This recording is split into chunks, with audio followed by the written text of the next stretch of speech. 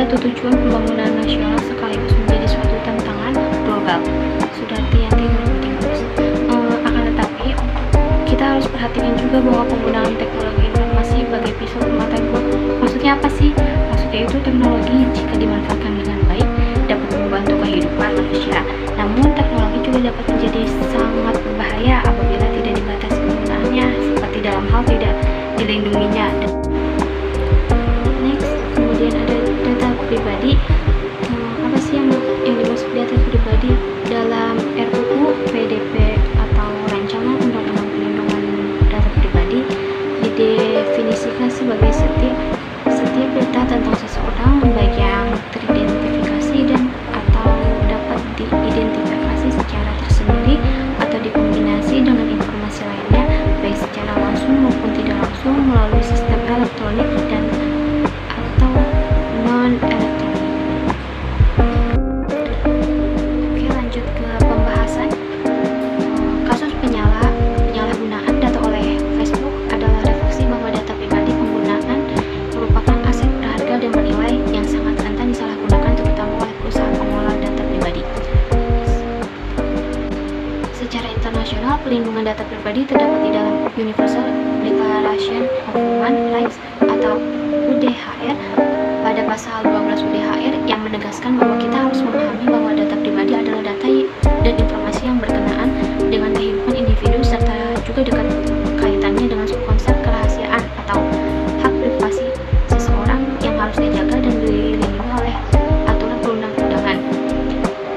Untuk menciptakan kepastian, keadilan, dan kemanfaatan, pada intinya privasi merupakan hak yang harus dilindungi dan hak seseorang untuk tidak diganggu kehidupan pribadinya. Kemudian lanjut ke sini, pengaturan perlindungan data pribadi di Indonesia. Pengaturan mengenai perlindungan data pribadi di Indonesia ditemukan secara terpisah dalam beberapa peraturan perundang-undangan. Yang pertama ialah pengaturan konsep dasar mengenai sistem informasi yang dapat ditemukan dalam Undang-Undang Nomor 19 Tahun 2016 yang merupakan perubahan atas Undang-Undang Nomor 11 Tahun 2008 tentang informasi dan transaksi elektronik.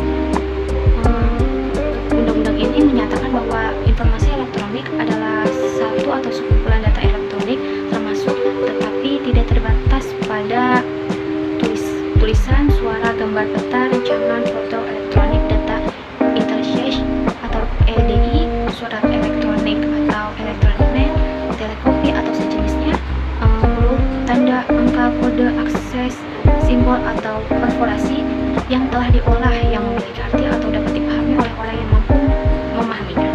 Kemudian yang kedua, ada pengaturan organik dari data pribadi yang diatur dalam Peraturan Pemerintah Nomor 71 Tahun 2019 tentang penyelenggaraan sistem dan transaksi elektronik. Kemudian ada yang ketiga, pengaturan lebih lanjut terdapat pada Peraturan Menteri Komunikasi dan Informasi Nomor 20 Tahun 2016 tentang pelindungan data pribadi dalam sistem elektronik.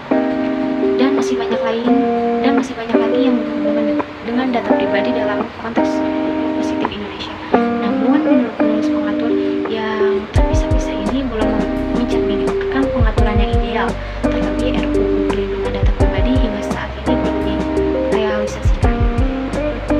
Oke, sekarang kita lanjut ke pengaturan perlindungan data pribadi di Uni Eropa. GDPR atau General Data Protection Regulation adalah regulasi di Uni Eropa untuk melindungi data pribadi warganya dari penyalahgunaan data yang dilakukan